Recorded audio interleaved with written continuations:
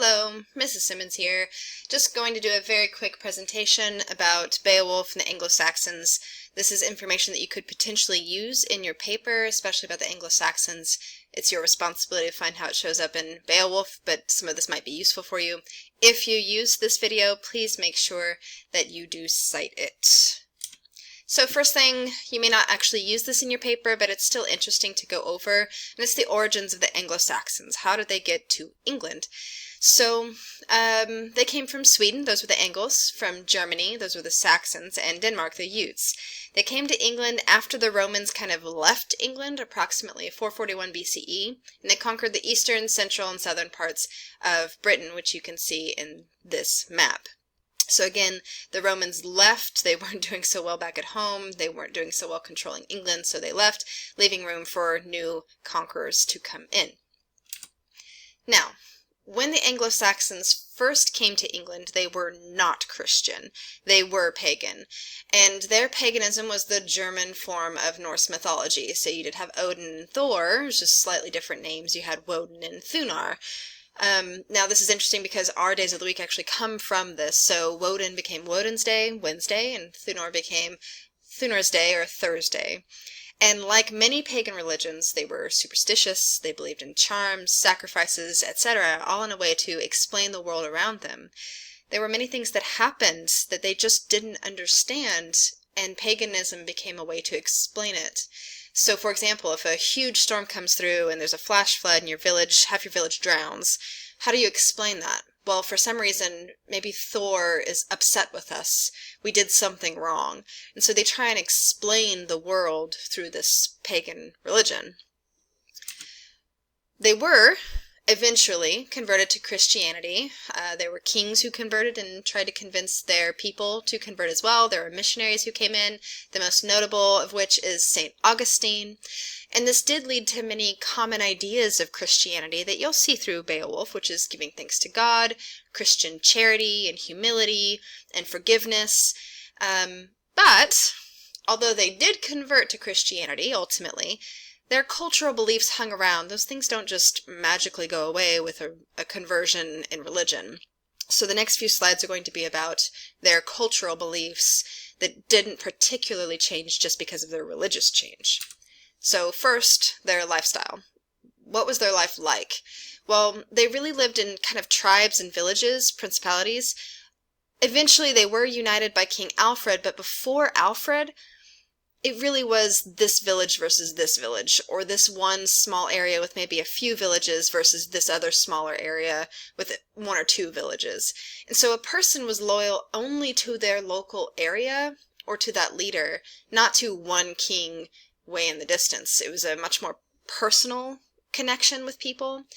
And because they were loyal to this one local leader, there was quite a bit of war between the tribes and the villages. So war was an important part of the Anglo-Saxon lifestyle even after they converted to Christianity.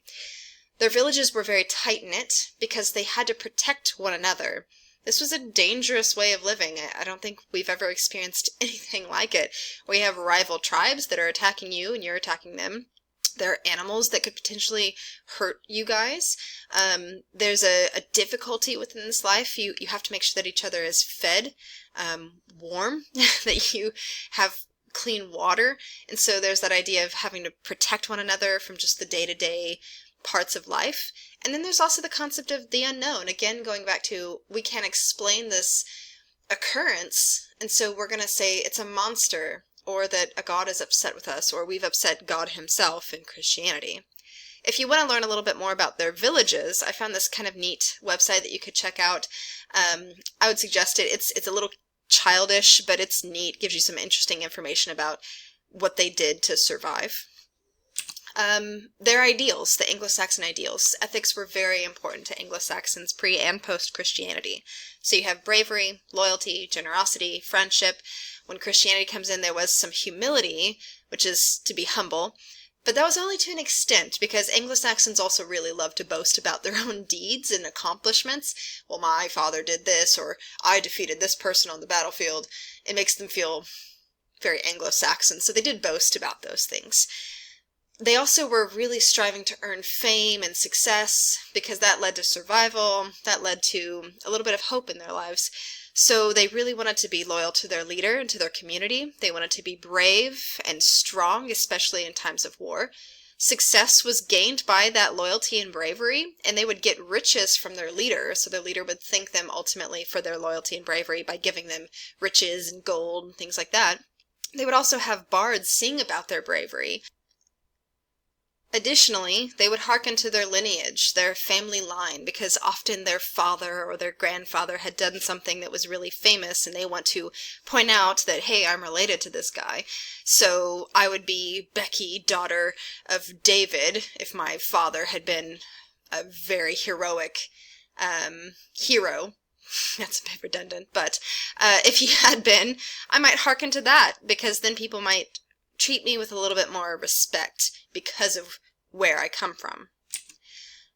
And then we get to the last slide, and this is about their entertainment. Guys, they didn't have Netflix. I know that's shocking. They didn't have smartphones. Shocking. I know. No movies. No recorded music. Anything like that. Their entertainment was oral storytelling. So having a bard or a scop tell stories. And these stories were usually told with a harp. They had a beat. They had certain amount of syllables per line, that sort of thing. And they really were trying to show Anglo-Saxon ideals. So, again, the storytelling, similar to even what storytelling does today and through all of history, the storytelling was there to reflect the culture of the Anglo-Saxons. So, again, as a bard or a scop would tell these stories, they were reflecting those ideals. So defeating the enemy or defeating the unknown. So that might be the cold winters, the unknown darkness, monsters, rival tribes and leaders, defeating the enemy. And then it would also really highlight loyalty and heroism. So courage and strength and bravery during battle. Humility, which is, again, being humble, but also boasting because they are Anglo-Saxon. Repeating their lineage, again, I'm Becky, daughter of David. And then they would also occasionally deal with womanhood. Beowulf doesn't have a lot of this, but there's a little bit in there about Hrothgar's wife and how she's sort of tough and stoic. She helps the men as necessary. So these stories, again, reflect Anglo-Saxon ideals.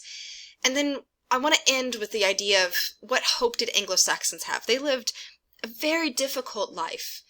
And so they had two things that gave them hope in their lives, and one of them was very Anglo-Saxon, that their heroic deeds might be enshrined into the collective memory of the bards, and thus 50 years after their death, people might still be talking about this one particularly heroic deed that this warrior did. And the second one is very Christian, that if they live a good life, that they can have a better life after this one, which is, of course, heaven. So within Beowulf, you see both of these things showing up. You see the Christian ideals. You also see a lot of Anglo-Saxon ideals. So I hope this helps you as you're working through your paper.